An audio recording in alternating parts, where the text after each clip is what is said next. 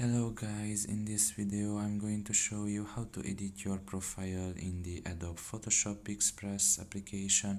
The first thing you need to do is enter the app.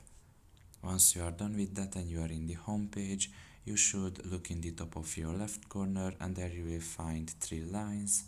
Press on it and here you can just press on your account. And after that you can just look in the top of your right corner, there you will find three dots, press on that as well.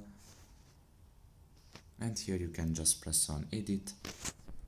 And here you can just edit your profile. Basically you can change your profile picture, you can edit your full name, you can add an occupation or a job title, and you can also add the company basically where you work at.